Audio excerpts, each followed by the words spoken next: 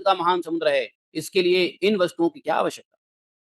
आत्मा क्या पुत्र, स्त्री, महल, धन, संपत्ति, राज्य, खजाना, हाथी, घोड़े, मंत्री, चाकर, गाड़ी, घोड़ा में लगेगा? आत्मा तो स्वयं आनंद पड़क है।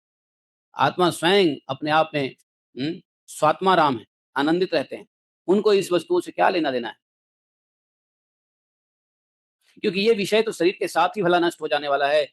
ऐसा जान तो पड़ते हैं पुरुषार्थ के समान, परंतु है वास्तव में अनर्थ रूप ही। आत्मा स्वयं ही अनंत आनंद का महान समुद्र है, इसलिए इन वस्तुओं की कोई आवश्यकता नहीं है। तुम लोग बेकार की मेहनत, पढ़ाई-लिखाई करके महल, घर, संपत्ति मत इकट्ठा करो। ये बालक को बता रहे हैं कि तुम लोग ये सब मत इकट्ठा करो, इसमें कोई सुख नहीं है, ये सब परिवर्तनीय हैं, सब अनर्थ है, इसमें फँस जाओगे तुम लोग, बचो इससे। अभी बचे हो, तुम लोग बच्चे हो तो बच्चे हो, बच्चे ही बचे हुए हैं, बाकी जो बड़े हो गए वो तो खत्म हो गए।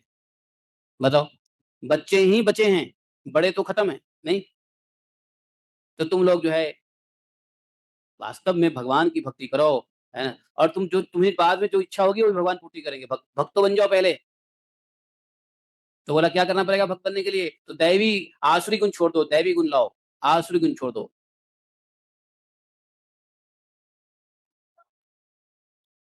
समझे? तो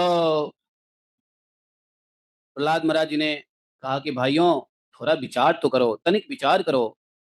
जो जीव गर्भाधान से लेकर मृत्यु तक सभी अवस्थाओं में अपने कर्मों के अधीन रहकर क्लेश ही क्लेश भोगता है, इसका इस संसार में स्वार्थ क्या है?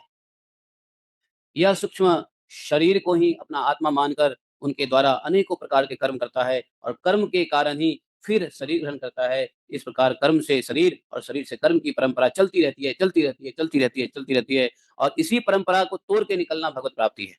कर्म और कर्म के फल का जो चक्कर है, इसको रोक देना ही भगवत प्राप्ति है। हैं? ऐसा जो नहीं करेगा वो अविवेकी है।